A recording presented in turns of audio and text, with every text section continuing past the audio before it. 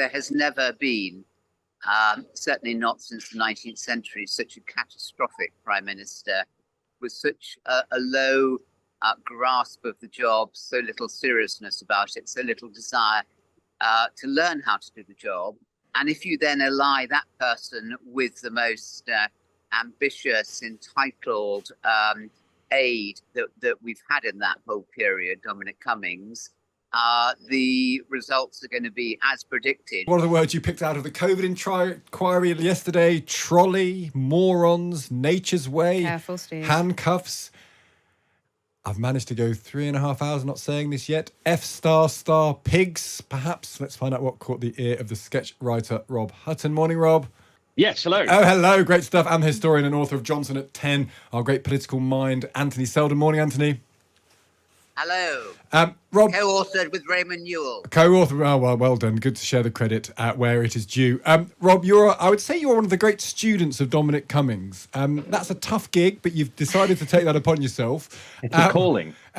What did you make of it yesterday? I mean, should we be surprised by this? On one hand, I am depressed that the decisions that affected all our lives were taken by Dominic Cummings, Lee Kane and Boris Johnson on WhatsApp. It feels that civilization has descended to a certain point when that is the case. Yes, I mean, I don't know that it was a classic Dom performance in the sense that what obviously we were really hoping for was a sort of long rant. And actually, for large parts of it, it was quite dull. But it was certainly a vintage Dom performance. It was sort of self-justifying. What you have to do slightly is step back and look at sort of what he's not saying. And there's all of this stuff from him about how, well, this was so-and-so was getting this wrong, or, the cabinet was awful, or Boris Johnson was totally unequipped, and think, well, but Dom, you were in a sense there, and you were kind of chief of staff, and does any of this actually sort of a little bit reflect on you? And that's the thing he can never do. Yeah, he basically says everyone else is at fault, but not him. Anthony, as a student of the political system of this country, are you surprised that it's descended to this, or is this just how the sausage is made, and maybe we shouldn't worry too much about it? No, I think we have to get a perspective on it. There has never been, certainly not since the 19th century, such a catastrophic prime minister with such a low grasp of the job, so little seriousness about it, so little desire to learn how to do the job. And if you then ally that person with the most ambitious, entitled aide that we've had in that whole period, Dominic Cummings, the results are going to be as predicted. And then if both of those coincide with the biggest health crisis, arguably the biggest domestic crisis the country's had in 100 years, we see what's happened. It was just a crash waiting to happen. Wouldn't I say that it was all foretold in the book Johnson at 10, but your listeners will have read about it in the extracts in the Times, the Sunday Times. I mean, it is all there. The surprise really is actually the inquiry should not be surprised, not least because they've obviously all read that book, but they should be getting on and doing the serious work of ensuring how we stop such a crisis happening again, and also how we can get a better quality of prime minister and a better quality of political advisor who doesn't go around abusing people and using abuse as a substitute for actually effective action. Nobody who has any effect in the Times or any business goes around denigrating people, however bright Cummings was. Rob, is this just the nature of politics now? You've written about politics for a long time. I wonder if this goes back to Blair government in the end, where once you introduce people like Alistair Campbell, the comms people into the decision-making, then you throw in social media, then you throw in a desire to micromanage headlines and get positive reaction, then you throw in narcissists, you throw in the thick of it and that sort of mythology around Westminster. This is just what politics is going to be like forever, isn't it, Rob? This is just the evolution, the de-evolution of politics, perhaps. Yes, I mean, if you look at the sort of the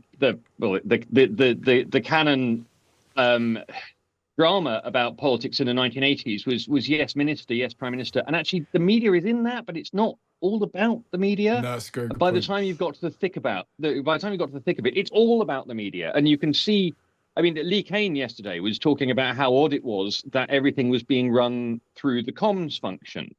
And, I, as a journalist, I want people, the people who answer my phone calls to be useful and efficient. But I was sitting there thinking, maybe the policy experts should have been setting the policy, and then the comms people should have been working out how to sell the policy.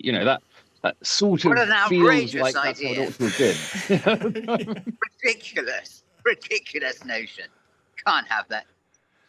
I mean, the very idea that number 10 and being Prime Minister is serious, and that policy counts, and that comms people need just to be there selling it and presenting it honestly. But look, I mean, I agree with all of that, but this is altogether much worse than anything happened under Blair or Brown or Cameron or any other Prime Minister. We are not reading this correctly unless we see the Johnson premiership and what happened during COVID, but also after COVID, as without precedent in modern British political history. It is altogether of a totally different order of ineffectiveness, abusiveness, denigration of officials and others.